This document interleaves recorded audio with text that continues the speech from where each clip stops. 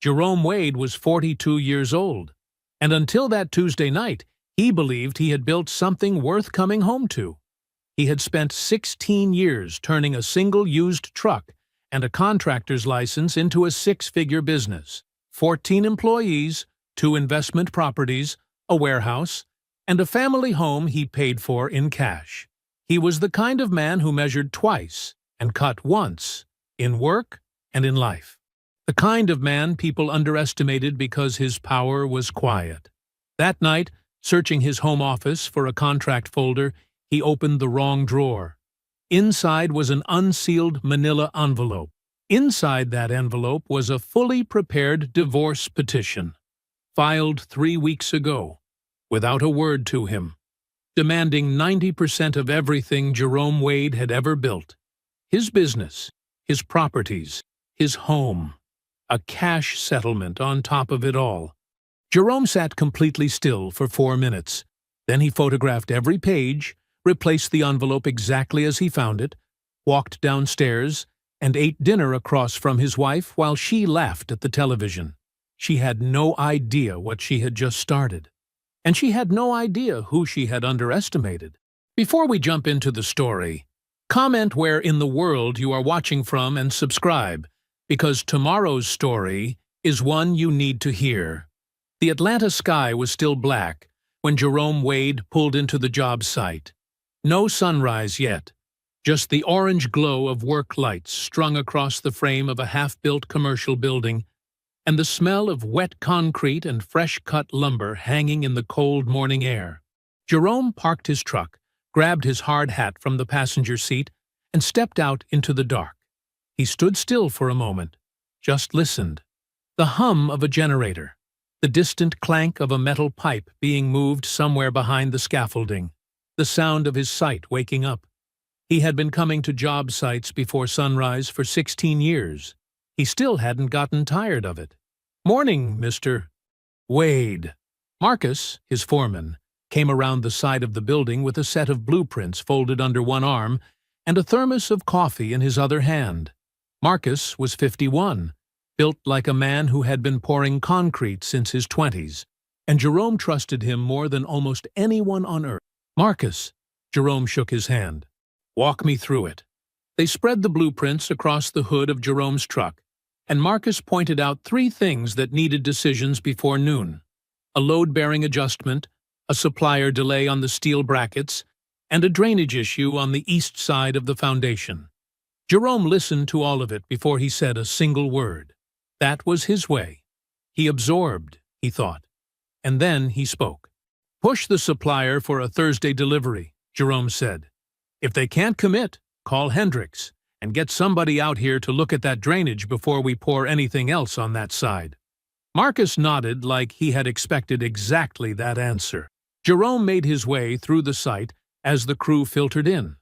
14 men in total, some arriving in twos, stomping cold off their boots, reaching for hard hats and tool belts. They greeted Jerome the way men greet someone they actually respect. Not loud, not performative, just a nod, a morning, a handshake offered without any need to impress. Jerome stopped near the east wall where a younger worker, couldn't have been more than 25, was staring at a section of framing with the quiet panic of a man who knew something was wrong but hadn't figured out what yet. Jerome looked at it. He saw the problem in about 4 seconds. "Your spacing is off on the 3rd stud," he said. "Pull it out and reset it. You've got time before the inspection."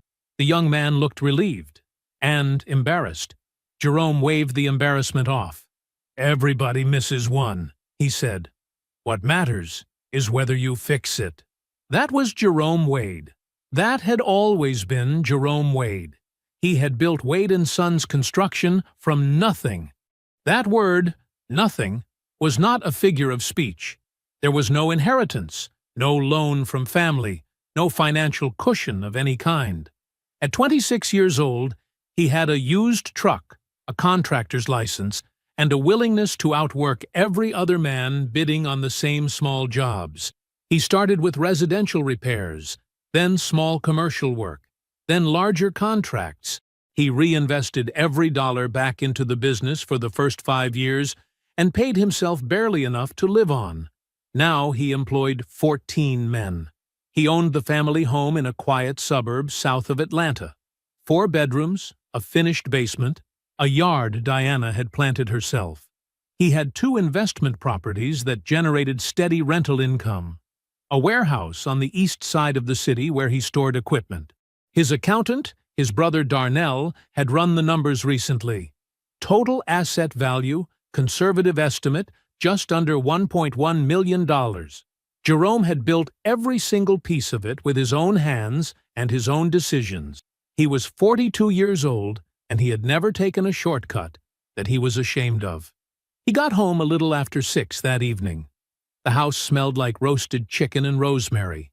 Diana had her good playlist going in the kitchen, the one with the slow R&B she liked on weekends and, increasingly, on weeknights too. The table was set. There were candles. Diana turned from the stove when he came in and smiled at him. It was a warm smile. Beautiful, even. She had always been beautiful. 39 years old, and she carried herself like a woman who knew it without needing to announce it. "You're right on time," she said, and kissed him on the cheek. Jerome said the right things. He washed his hands, sat down, and ate across from his wife. The food was good. The conversation was easy. Diana told him something funny that happened at her spin class, and he laughed because it was actually funny. She refilled his water without being asked. She asked about the job site. Jerome answered her question. He watched her face while he did. The warmth was real enough. That wasn't the problem. The problem was that it had started to feel like a performance. The right amount of warmth, in the right amounts, at the right times. Like something being maintained rather than felt. He had no evidence of that. Just a low, quiet feeling that he had been carrying for a while now and hadn't been able to name. He pushed it aside. He always pushed it aside. After dinner, he went to his home office to pull a contract folder he needed to review before a morning call. The folder was in the second drawer. That was where he always kept it. He opened the second drawer. The folder wasn't there. He checked the first drawer, found a stack of mail, a couple of utility bills, a notepad. He moved the notepad aside, and then he saw it. A manila envelope, unsealed, tucked beneath the stack, partially hidden but not completely, like something placed in a hurry, or placed by someone who assumed it wouldn't be found. Jerome stared at it for a moment. Something in his chest went very still. He picked it up. Inside was a document. Clean, printed, formatted with the kind of precision that meant it had been prepared by a professional. He pulled it out slowly and read the top of the first page. In the Superior Court of Fulton County, State of Georgia. Petition for dissolution of marriage. Diana Renee Wade. Petitioner, Jerome Anthony Wade. Respondent. The date in the upper right corner was 3 weeks ago. Jerome read further. His eyes moved down the page without hurry, without expression, the way a man reads something when he has decided that panic is not an option. He turned to the next page, then the next. The demand was laid out clearly. 90% of all marital assets. Wade and Sons Construction, both investment properties. The family home. A cash settlement drawn from business accounts. 90%. Everything he had ever built. Jerome stood in that office for 4 minutes without moving. He counted them on the clock above his desk without meaning to. 4 minutes of absolute silence, absolute stillness, with the document open in his hands. Then he took out his phone. He photographed every page, slowly, carefully, making sure every line was legible in every frame. When he was done, he slid the document back into the envelope. He positioned the envelope exactly where he had found it, beneath the notepad, the right amount of visible, the right amount of hidden. He closed the drawer. He walked downstairs. Diana was on the couch, with her feet tucked under her, laughing at something on television. The candles were still lit on the dining table behind her, The kitchen smelled like clean dishes. Jerome sat down in the armchair across from her. He watched her laugh, easy and bright, and completely unbothered, and he said nothing at all. Jerome did not sleep. He lay on his side of the bed in the dark, hands folded across his chest, eyes open. Diana breathed slowly beside him, deep and even. The sleep of someone with a clear conscience, or someone who had decided their conscience didn't matter anymore. Jerome listened to it for a while. Then he stopped listening and started thinking. 18 months. He went back through it the way you go through a job site after something fails, methodically, looking for the moment where the load-bearing piece gave way. The small withdrawals from their joint savings account that he had noticed, but not questioned, because they never hit a number that alarmed him. 2,000 here, 1,500 there. Diana handled the household budget. He had trusted that completely. The weekends visiting her sister in Savannah. 4 of them in the last year, maybe 5. Her sister Keisha was real enough. Jerome had met her at Christmas, had co-signed a car loan for her 18 months ago without being asked twice. But he had never thought to call Keisha directly during those weekends.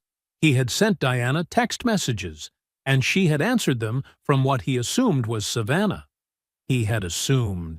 The gym bag in Diana's car, sometime in the spring. He had reached into the back seat looking for his sunglasses and caught the scent. Something clean and foreign. A man's cologne, light but unmistakable. Diana had been pulling out of the driveway when he asked about it. She said a coworker left his jacket in her car, and she had thrown it in the back. Jerome had accepted that. He had wanted to accept it. The wanting. That was the part that sat heaviest now. Not the lies. The wanting. He got up at 4:45. He dressed in the dark without turning on a light, moving quietly through the room the way he moved through a job site. Economically, without wasted motion. Diana didn't stir. Jerome looked at her one more time before he left the room. Then he picked up his keys and walked out of the house. Aunt Cora's place was 20 minutes south, a small brick ranch on a tree-lined street that she had owned outright for 15 years. The lights in her kitchen were already on when Jerome pulled up, which did not surprise him. Cora had never slept past 5 in her life. She met him at the door before he knocked. She looked at his face, then at his hands, then back at his face. She stepped aside to let him in without saying anything. Jerome sat at her kitchen table. He set his phone on the wood surface in front of her, already open to the first photograph. Cora sat down across from him. She picked up the phone. She read. She did not react. Not once. No sharp breath. No shake of the head. No muttered word. She moved through every page with the flat, focused attention of someone who had spent 3 decades reading legal documents for a living, and had learned long ago that reacting to paper helped no one. When she was done, she set the phone down gently and went to the counter and poured 2 cups of coffee. She set one in front of Jerome. "You haven't done anything yet," she said. It was not a question. "No." "Good." She sat back down. "You don't do a single thing until you know everything. Not one thing." She wrapped both hands around her mug. "Who is the attorney?" Jerome had noticed the name, but hadn't recognized it. He told her. Cora's expression shifted. Not dramatically, but enough. She got up and went to the small desk in the corner of her kitchen where she kept her laptop. She opened it and typed for less than a minute. Then she turned the screen toward Jerome. "Philip Okafor, attorney at law, family law, and high-asset divorce. Atlanta, Georgia." The website was polished and expensive-looking.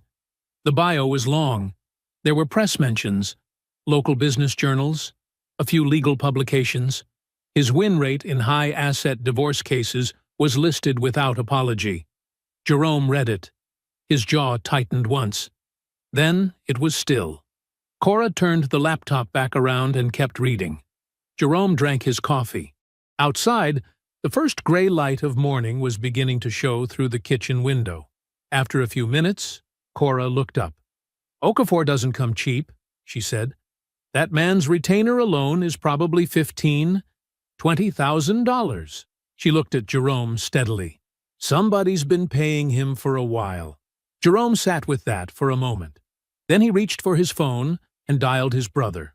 Darnell picked up on the second ring, which meant he was already awake, which meant Jerome had raised him right to be suspicious of a call this early.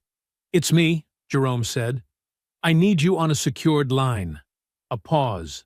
Then, "Give me 2 minutes." Jerome waited. When Darnell called back, Jerome told him everything. He spoke in a low, even voice. He did not leave anything out. When he finished, there was a silence on the other end that lasted about 4 seconds. Then Darnell said, "When's the last time you actually looked at your joint accounts?" Jerome opened the banking app while they were still on the phone. The account loaded slowly. Jerome watched the spinning circle on his screen with the patience of a man who had learned, over 16 years of running a business, that the numbers always told the truth eventually. You just had to wait for them. Then the transaction history appeared. He scrolled up, then further still. "Darnell," he said quietly. "I see it," Darnell said. He couldn't. He was on a phone line, not looking at Jerome's screen. But the silence on his end said he already knew what was there. "Read me the oldest one you can find." Jerome scrolled to the bottom of the list. 18 months ago, November 3rd, $2,000. Transfer to external account. He read the account number. It ended in 4 digits he had never seen before. "Keep going," Darnell said. Jerome read them all. It took a while. His voice stayed flat and even, the way you read measurements on a job site. Not because you feel nothing, but because feeling something right now costs you accuracy. 31 transfers over 18 months. Some were 2,000. Some were 2,500. The largest single transfer was $3,500. Never more than that. All of them to the same external account, ending in the same 4 digits. When Jerome was done reading, he added them up in his head. He was close enough. $87,000, Darnell said. The words landed on the table like something heavy. Give or take. Cora had been listening from across the table. She did not move. Her coffee sat untouched. She was coached, Darnell said. His voice was careful and controlled, but Jerome could hear something underneath it, something hot and pressurized, trying to find the edges of a container. Those transfer amounts, that timing, you keep each one under a threshold so it doesn't flag. You space them out. You run them alongside your real household expenses so the pattern disappears into the noise. A pause. Somebody walked her through this step by step. Somebody who knows exactly how forensic accountants look for dissipation. Jerome said, Okafor. That's my read, Darnell said. This didn't come from Diana. Diana's smart, but this is a system. Somebody designed this. Jerome set the phone down on the table. Screen up. Darnell still on the line. He looked at Cora. Cora looked back at him. Now we build the file, she said. They worked through the morning without rushing. Cora cleared the kitchen table completely and brought out a legal pad, 2 highlighters, yellow and orange, and a folder she found in her desk. Jerome transferred every photograph of the petition pages from his phone to her laptop, using the cable she kept in the drawer by the stove. He exported the transaction history from the banking app in the same way, screenshot by screenshot, organized by date. Darnell stayed on the phone for the first hour, talking Jerome through which transactions to flag, and in what order. He had the precise, unhurried voice of a man solving a problem that mattered to him personally, which it did, in a way Jerome didn't need to say out loud, and Darnell didn't need to hear. Flag every transfer that falls within 3 days of a legitimate household expense, Darnell said. Utility bills, groceries, anything that shows up as normal budget activity. That's the camouflage. The side-by-side comparison is what makes the coaching visible. Jerome flagged. Cora highlighted. By the time the morning light had gone from gray to full gold through the kitchen window, the folder was organized and complete. The petition photographs came first. Behind them, the flagged transaction history in chronological order. Behind that, Darnell's preliminary notes, typed and emailed within the hour, documenting the transfer pattern in the precise language of forensic accounting. Jerome looked at the folder sitting on Cora's kitchen table. It was an inch thick. It did not look like much. It was everything. He met with the attorney at 2 o'clock that afternoon. Her name was Renata Osei. She was not a divorce attorney. She was a forensic financial litigator. The distinction mattered, and Jerome had asked Cora to make sure he understood it before he walked into her office. Divorce attorneys argued the terms of a marriage ending. Forensic financial litigators argued what had been taken, how it had been hidden, and what the law required to be returned. Jerome sat across from her desk and set the folder down. She read for 22 minutes without looking up. She asked 2 questions during that time, both of them clarifying details about transfer dates. Jerome answered both from memory. When she finished, she set the folder down and looked at him directly. "These transfers," she said, "constitute marital asset dissipation under Georgia's Equitable Distribution Statute." She said it plainly, without theatrics, the way Jerome said things. That classification carries significant legal weight. It restructures how the court evaluates the entire asset picture. She paused. "You came to me before she filed officially?" "She hasn't filed yet," Jerome said. Renata Osei looked at him for a moment. Then she opened her desk drawer and took out a client intake form. "Good," she said.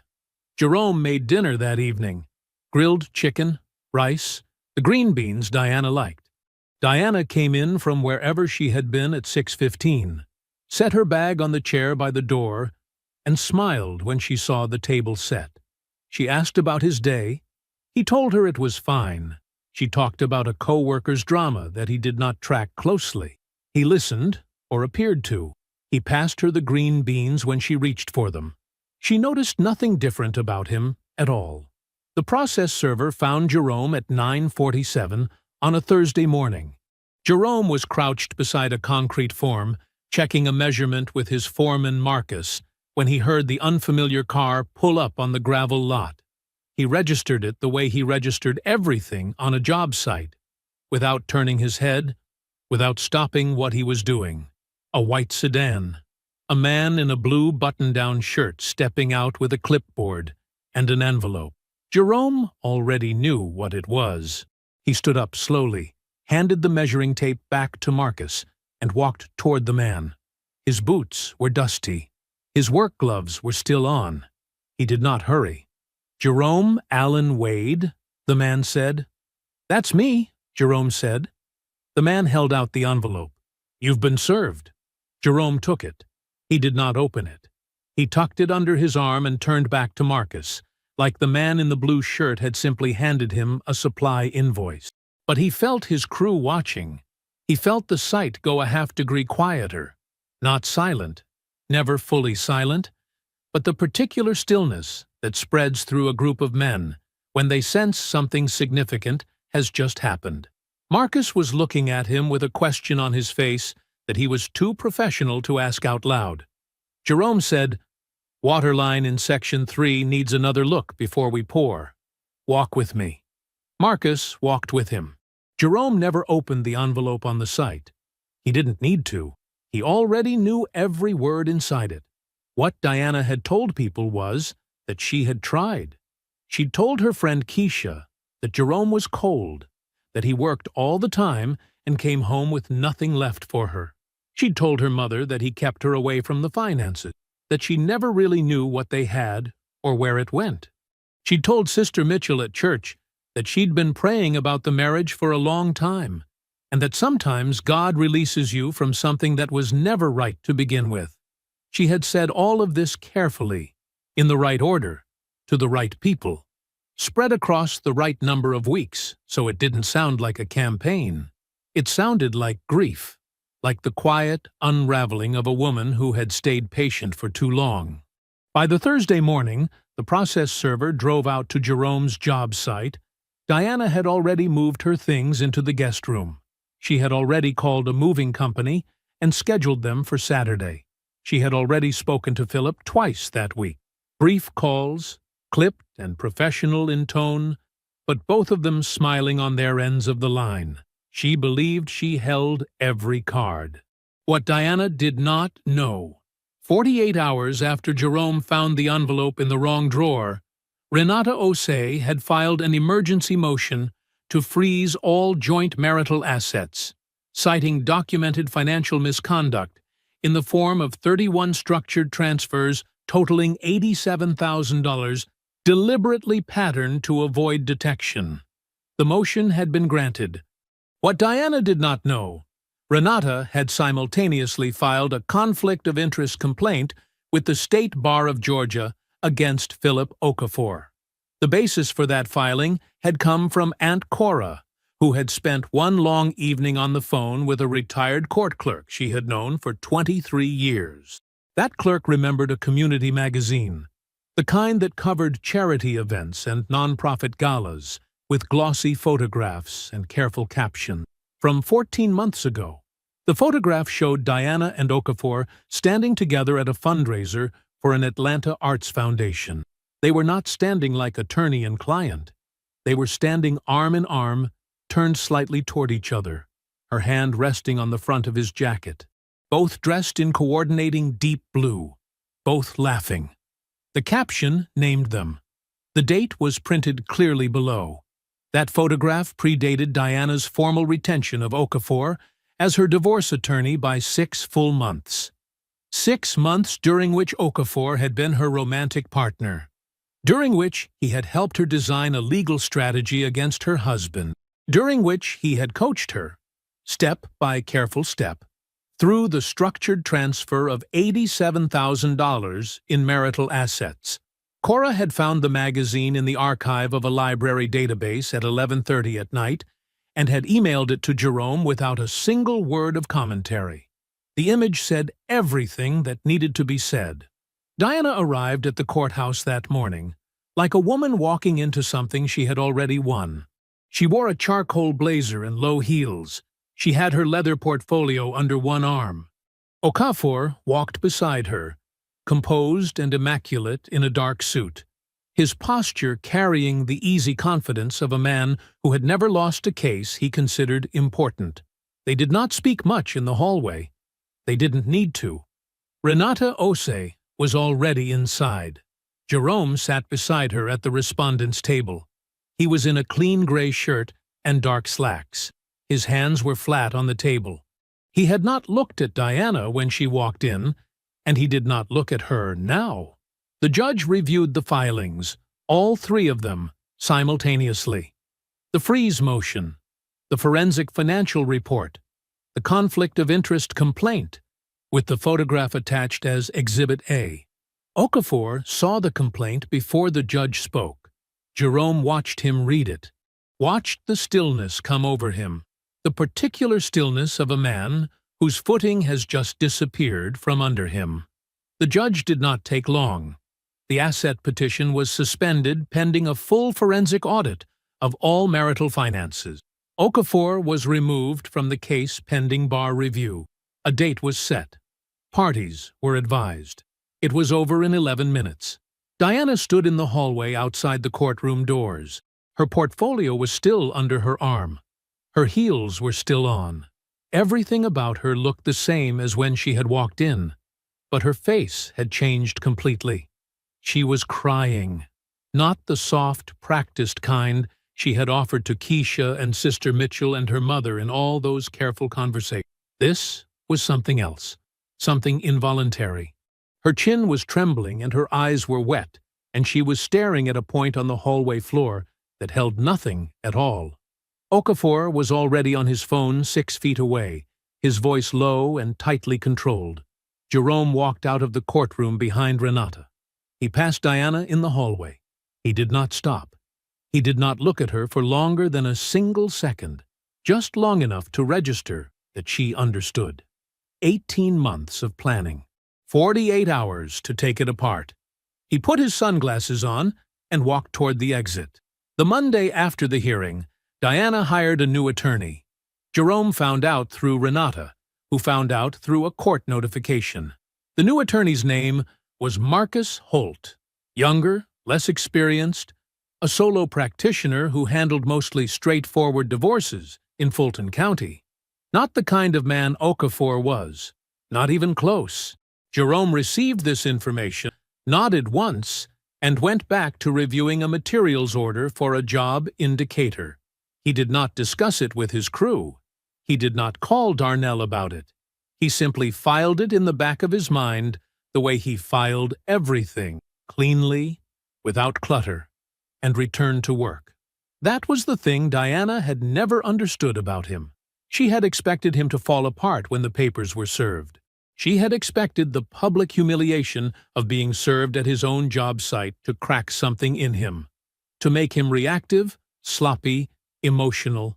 She had staged it that way on purpose. She knew Marcus would be standing right there. She knew the crew would be watching. What she did not know was that Jerome had been carrying that envelope in his chest for weeks already. By the time the process server put the physical copy in his hands, Jerome was the calmest man on that gravel lot. He returned to the site every morning that week, at the same time he always did. He reviewed blueprints. He walked the section. He stopped to help a younger worker named Terrell re-anchor a frame that wasn't sitting square, showing him the correction without making him feel small about the mistake. His foreman Marcus watched all of this and said nothing, because there was nothing that needed saying. Jerome was still Jerome. That was its own kind of message, even if no one else was reading it. Darnell called on a Wednesday evening. Jerome was sitting in his truck in the parking lot of a hardware supplier, engine running, when his phone lit up with his brother's name. He answered before the second ring. "I need you at Cora's," Darnell said. No greeting? No small talk? Just that. Jerome recognized the tone immediately. It was the same voice Darnell used when the numbers in a client's books told him something deeply wrong had been happening for a long time. "When?" Jerome said. "Tonight." Aunt Cora had coffee ready when they arrived. She didn't ask questions. She set 3 mugs on the kitchen table and sat down and waited. Because she had learned 30 years ago that when a man brings documents to a table, you let the documents speak first. Darnell set them down in 2 stacks. Formation papers on the left, bank records on the right. He gave them a moment to look, then started talking. The $87,000 was never in Diana's personal account, he said. Not a single dollar of it. Every transfer, all 31 of them, went directly into a business account. He tapped the formation papers. An LLC registered 14 months ago in the state of Georgia. Jerome looked at the document.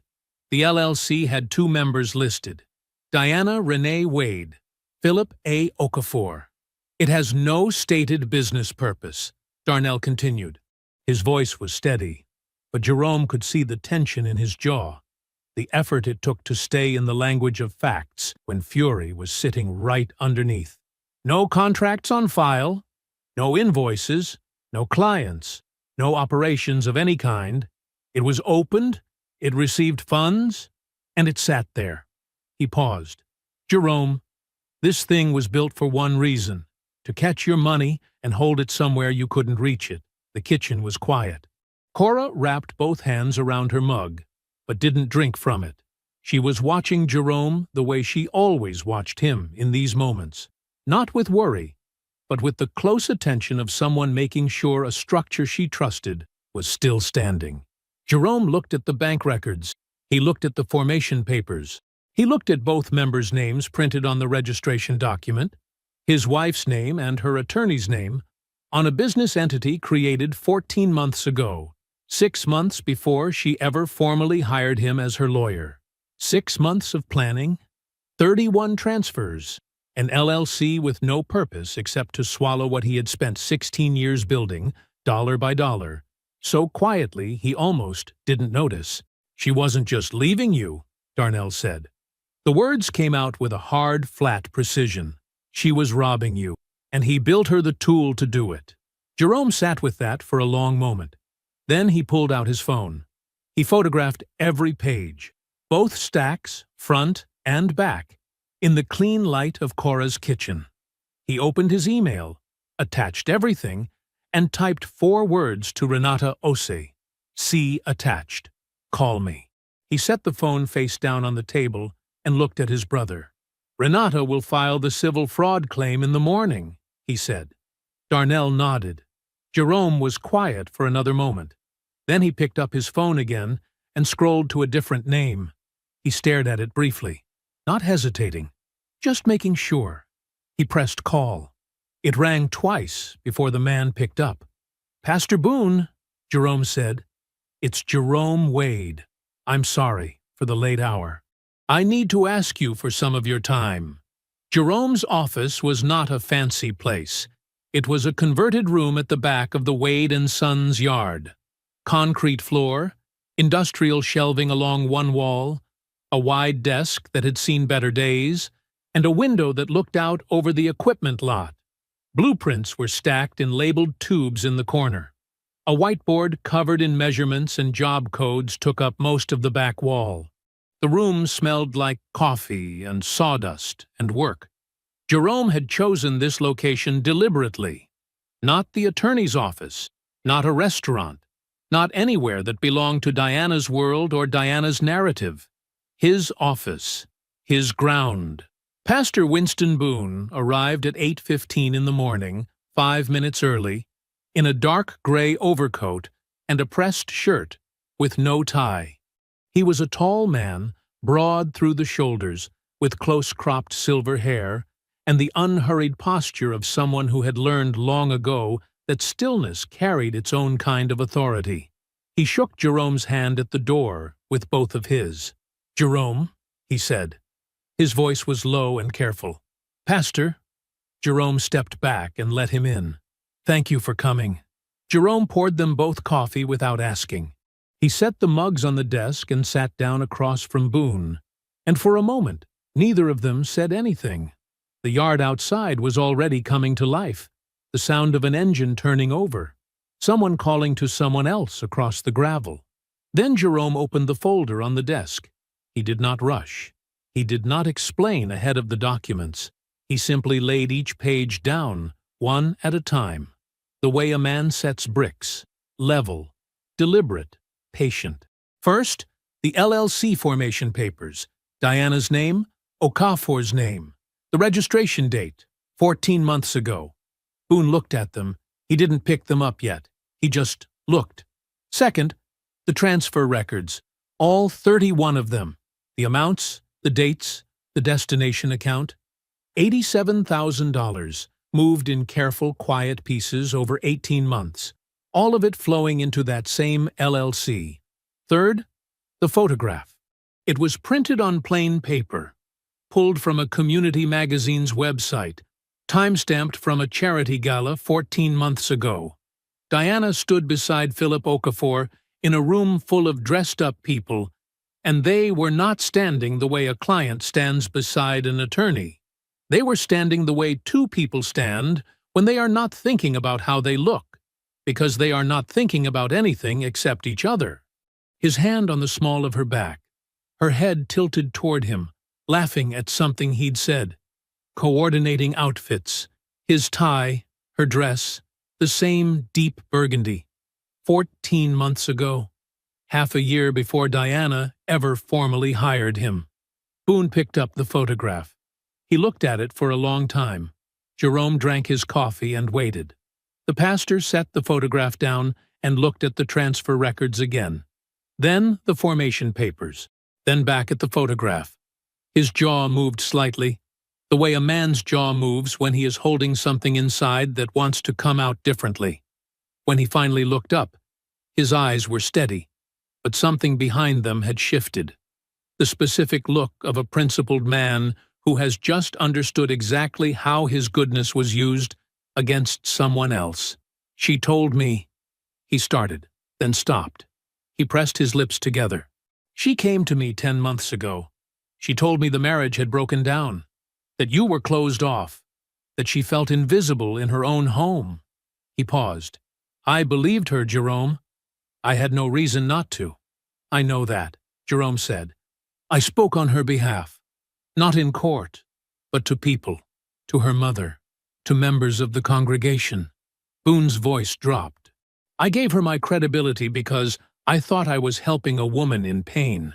You were trying to do right by someone you trusted, Jerome said. That's not on you. Boone looked at him with something close to surprise, like he had expected, and perhaps deserved, more anger than he was receiving. Jerome folded his hands on the desk. I'm not asking you to testify. I'm not asking you to take a side or make a statement or go to war with anybody. He looked at the pastor directly. I'm asking you to be present at a final meeting before any settlement is signed. All parties in the same room. And when you're there, I'm only asking you to be honest. Boone was quiet for a moment. He looked down at the documents spread across the desk. The paper record of 18 months of planning, executed against a man who had never been anything but steady. Then he looked up. Jerome, he said, I owe you my honesty. Jerome nodded once. He stood, came around the desk, and extended his hand. Boone stood and shook it, firm, both hands again, the same way he had at the door, but different now. The gesture meant something different now. Diana called that afternoon. Jerome was back on the job site in Decatur, walking a section with his foreman, when his phone vibrated in his pocket. He glanced at the screen. He told his foreman he'd be right back, and he stepped away from the noise, toward the tree line at the edge of the lot. He pressed the button to record the call first. One tap. Legal in Georgia. No notification required. Then he answered. Diana. Jerome. Her voice was warm. Carefully warm. The same temperature it had been across 100 dinners, 100 ordinary evenings. I've been thinking. I think we got off on the wrong foot with all of this. He said nothing. I want to be fair to you, she continued. I do.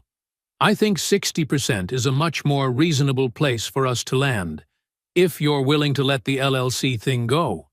That was a misunderstanding. There was nothing sinister about it.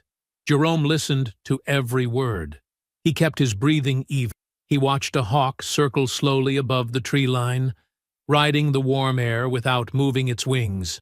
I appreciate the call, Diana, he said. Then he hung up.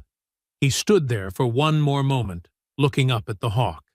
Then he opened his email, attached the recording, and typed 4 words to Renata. Listen to this.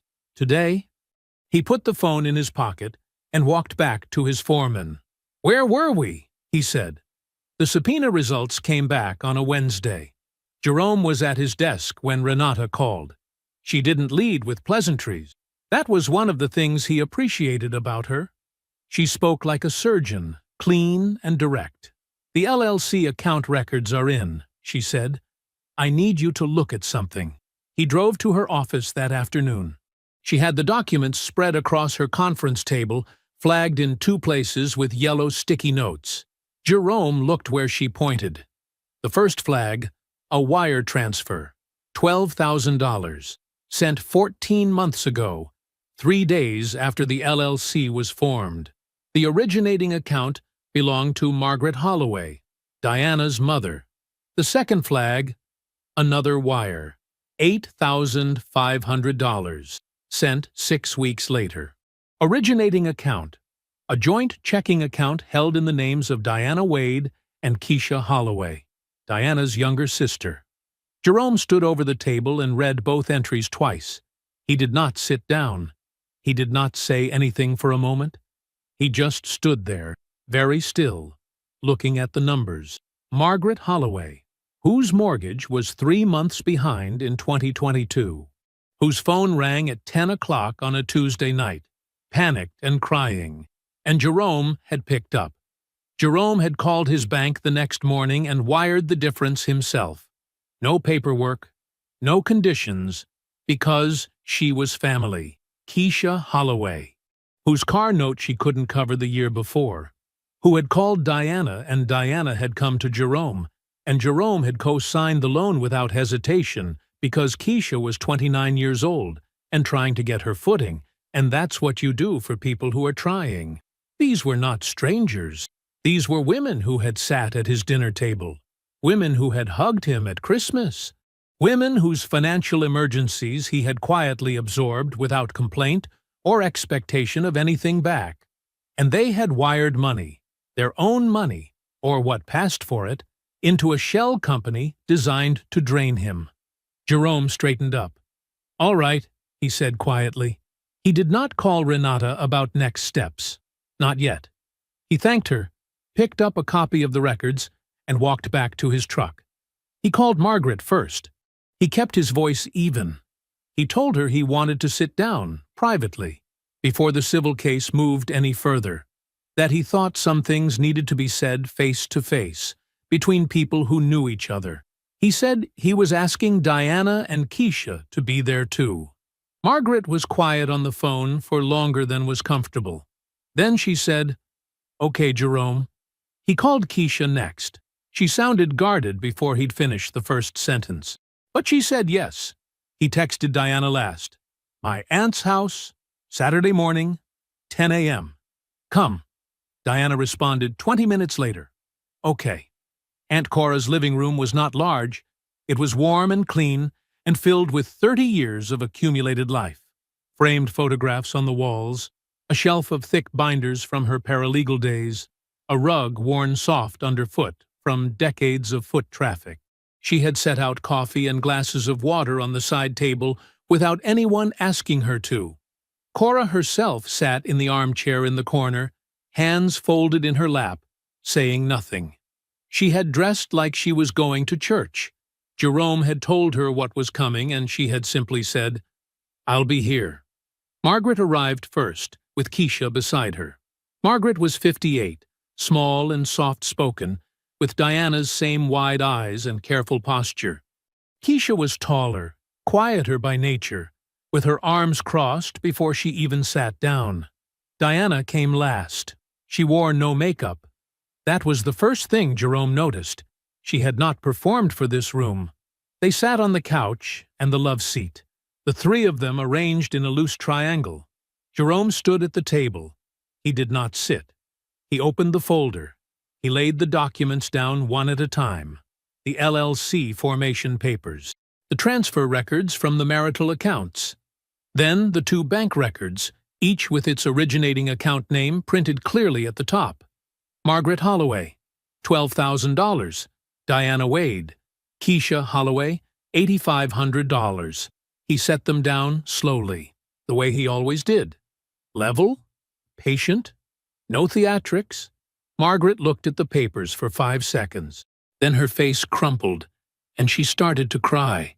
Not soft tears, but the kind that come from somewhere deep. The kind a person can't stop once it starts. Keisha stared at the document with her name on it. She did not cry. She did not speak. She seemed to stop breathing.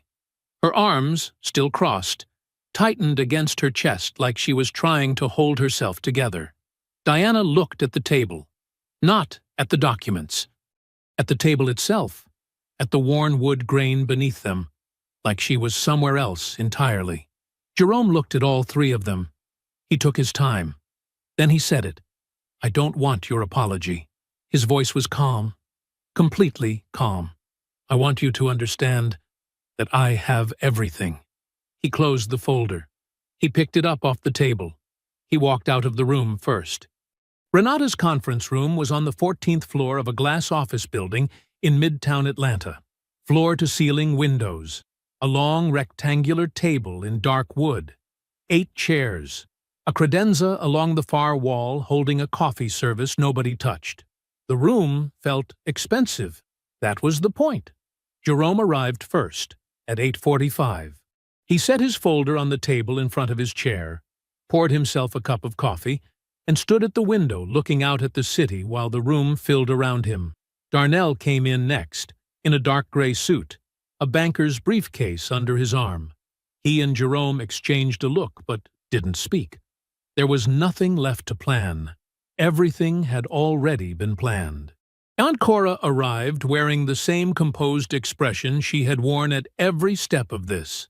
The face of a woman who had spent 3 decades watching courtrooms decide who walked away whole. She sat 2 chairs down from Jerome's position at the table and set her hands flat on the surface. Ready. Diana's new attorney came in at 9:02.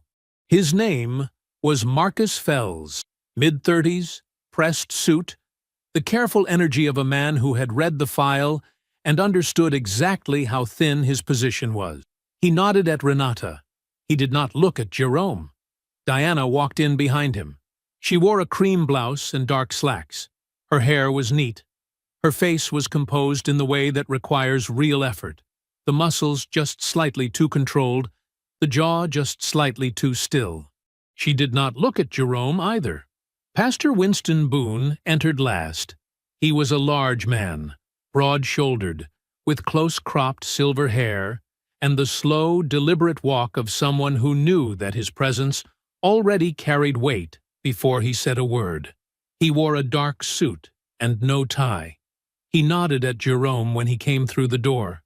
Jerome nodded back. Diana saw him, and something moved across her face. A flicker. Gone in less than a second. But Jerome caught it. Renata waited until everyone was seated. Then she stood at the head of the table, opened her binder, and began. She was precise. That was the only word for it. Document by document. Transfer by transfer. Each exhibit placed on the table and named aloud before she moved to the next one. The joint account statements.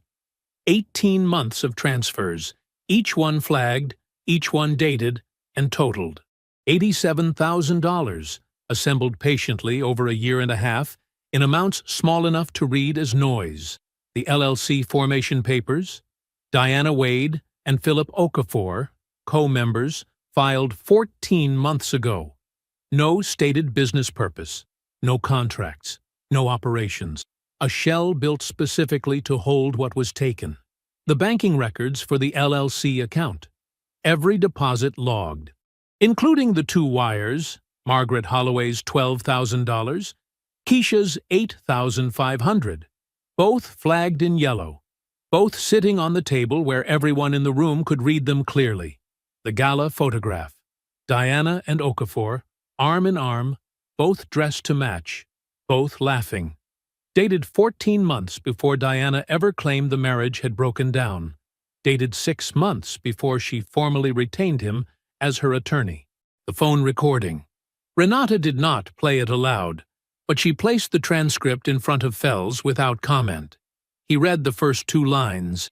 He set it down carefully. Fels tried to speak twice. The first time, he had barely gotten 3 words out before Renata cut across him without raising her voice. "Mr. Fels, you'll have your opportunity." The second time, she simply looked at him and waited. He stopped. The record was complete in 41 minutes. The room was very quiet. Jerome set both hands flat on the table and looked at Diana directly for the first time since they had stood in the courthouse hallway 7 weeks ago. She met his eyes. She didn't look away. He gave her that. "I would have given you the world," he said. His voice was low, even. He didn't rush it.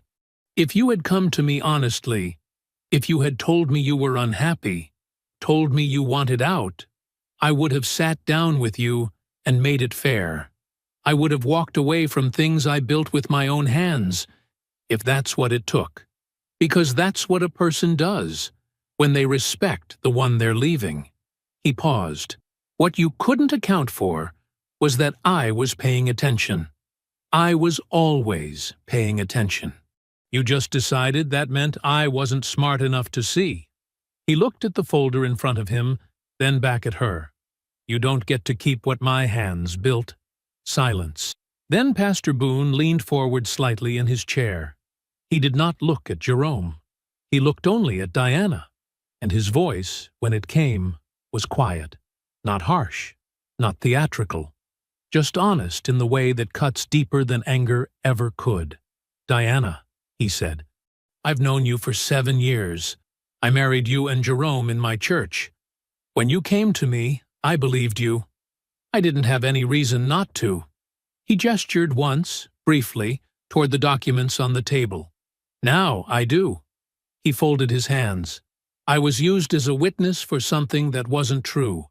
I want you to know I understand that now, and I will not offer any further testimony on your behalf. Not in any proceeding, not in any form." He sat back. Diana's composure broke all at once, the way a thing breaks when it has been held too tightly for too long. Her face crumpled, and she pressed one hand over her mouth, and the sound that came out of her was not grief. It was something rawer than that. It was the sound of a person who had built a careful story around herself for 18 months, told it to everyone who mattered, arranged witnesses and documentation and social currency around it, and was now sitting in a room where every single one of those things had been taken apart, piece by piece, in front of the one person whose good opinion she had counted on most. Marcus Fels placed a hand on her arm. No one else in the room moved toward her. The weeks that followed were not dramatic. That was the thing nobody tells you about justice. It doesn't arrive like a storm. It arrives like paperwork, filings and responses, and scheduled hearings and procedural motions and court dates on a shared calendar. Jerome went to work every morning. He reviewed contracts. He supervised pours. He signed off on material deliveries and checked his crew's hours and returned phone calls. He let the system do what the system does when you give it something real to work with. The bar review against Philip Okafor concluded on a Wednesday. Jerome's attorney, Renata, called him with the result at 11 a.m. He was standing outside a half-framed structure in Decatur, coffee going cold in his hand. The finding was straightforward. Okafor had entered into a romantic relationship with Diana Wade no later than 14 months before she formally retained him as her attorney. During that period, he provided her with legal strategy, advised her on asset transfer methodology, and co-formed a business entity designed to receive and shelter marital funds. He then represented her as opposing counsel in litigation he had personally helped design. The Georgia State Bar used the phrase conflict of interest 11 times in their summary. They used the phrase conduct prejudicial to the administration of justice twice. His license was suspended for 18 months, effective immediately, pending a full ethics hearing. The Okafor Law Group closed its doors 14 days later.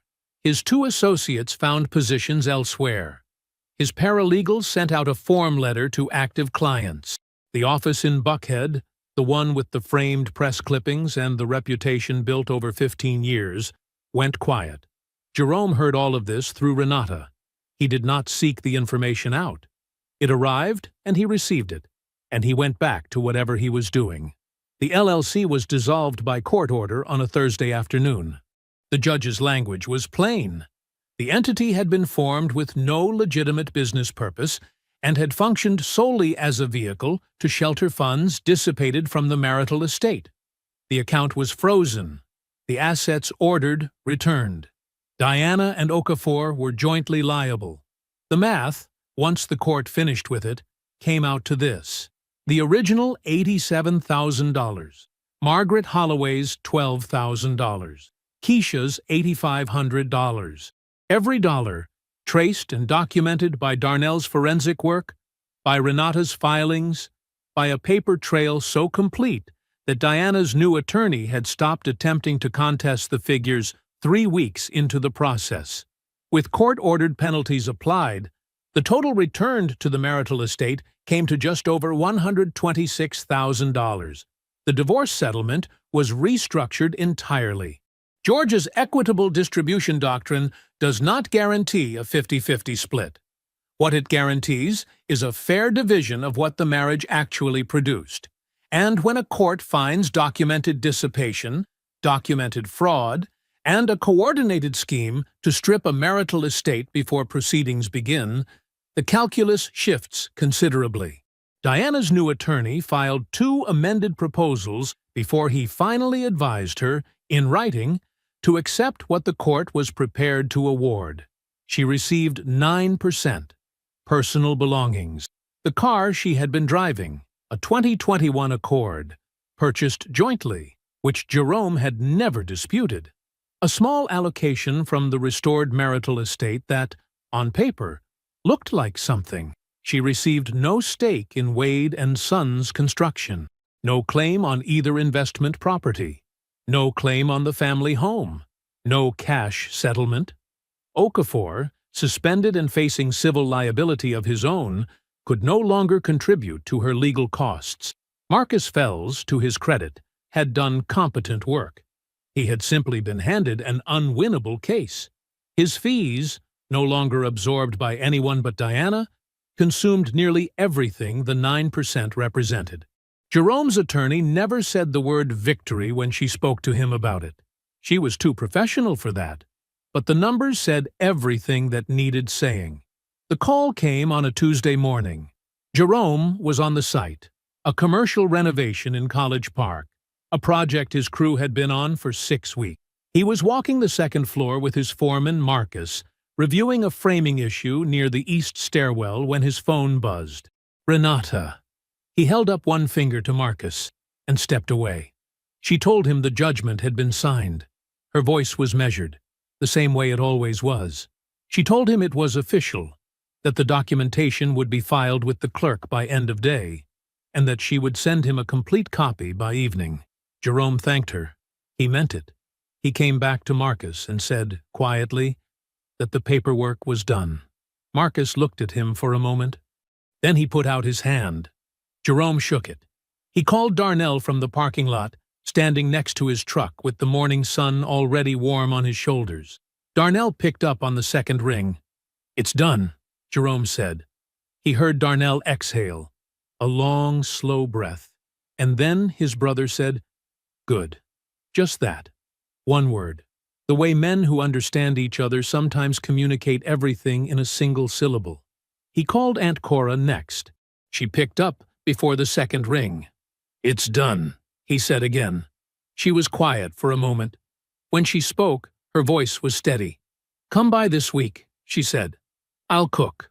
That evening, Jerome sat on the back porch of the house that was entirely his.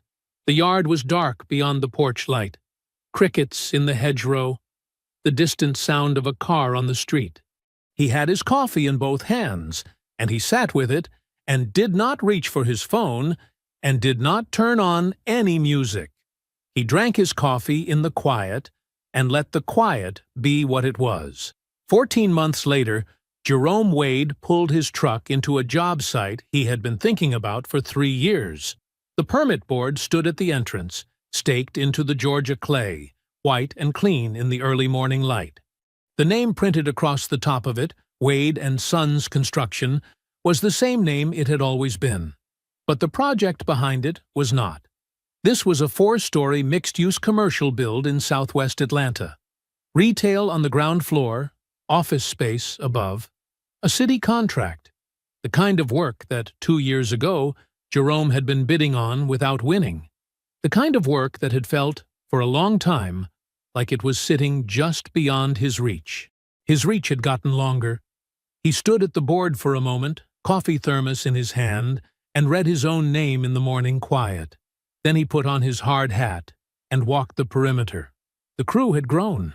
3 new hires in the past year, all of them young, 2 of them fresh out of trade school, one of them a kid named Antoine, who had shown up with no experience and a willingness to outwork everyone around him. Jerome had hired him on the spot after watching him spend 20 minutes on a task he hadn't been asked to do because he noticed it needed doing. 14 men had become 17.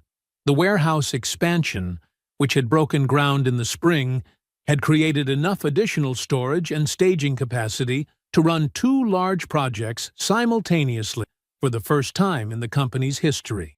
Wade and Sons now operated 2 trucks beyond the original fleet. Jerome had bought the second one used, the same way he bought the first one 16 years ago. He believed in that kind of continuity. 2 government contracts had been secured in the past 8 months, one through the city, one through the county.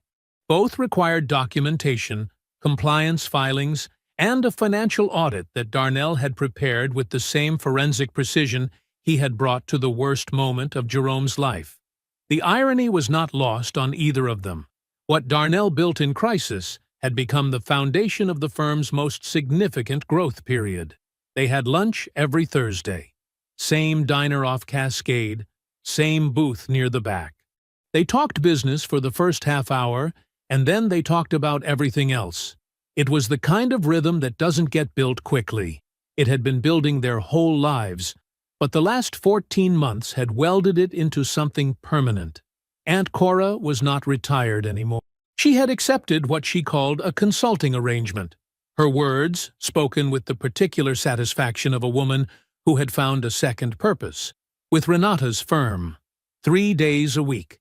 Her institutional knowledge of Atlanta's family court system, her 30 years of contacts across clerks' offices and attorneys' practices and judges' chambers had proven, in Renata's words, immediately and consistently invaluable. Renata had said this to Jerome directly, without any prompting, which told him everything he needed to know about how it was going. Cora had called it her selective retirement. At 67, she had more energy than she had in years. Pastor Boone had reached out 6 months after the settlement was signed. He had called Jerome directly, not through the church, not through a third party. He said he had been thinking about something, and he wanted to ask Jerome a question. He wanted to know if Jerome would be willing to speak to a group of young men in the congregation, men in their 20s, most of them figuring out how to build something of their own, about what that process actually looked like. Jerome had said yes. He had been back 4 times. He did not preach, and he did not perform. He sat in a folding chair in the fellowship hall and answered questions honestly. He told them about the first truck. He told them about the years when he made payroll and couldn't pay himself. He told them about every mistake he made and what each one cost him, and what he learned from it. He did not tell them it was easy. He did not tell them it was worth it in the abstract. He showed them the math. The young men listened carefully. A few of them asked questions that told Jerome they had already been thinking harder than most people gave them credit for. He planned to go back. The last word Jerome received about Diana came from Darnell, second-hand, mentioned briefly over lunch, and not dwelled upon. Okafor's practice was gone.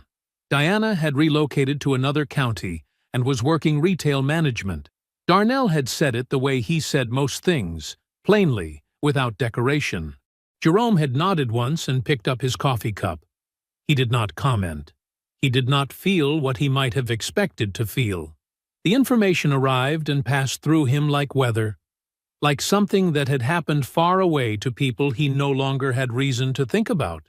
He went back to the contract on the table between them and asked Darnell a question about the Q3 projection, and that was the end of it.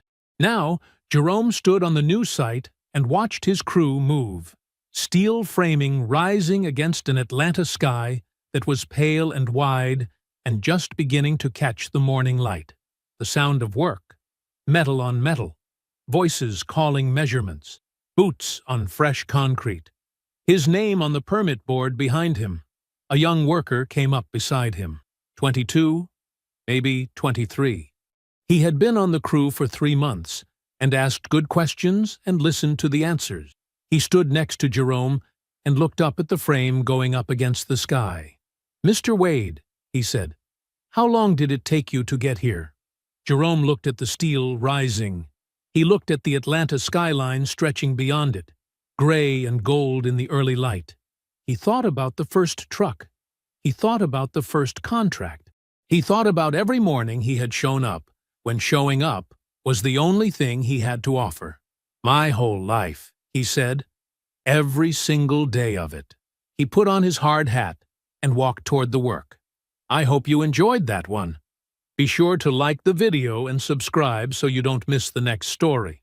I've picked out 2 more for you that I think you'll really like.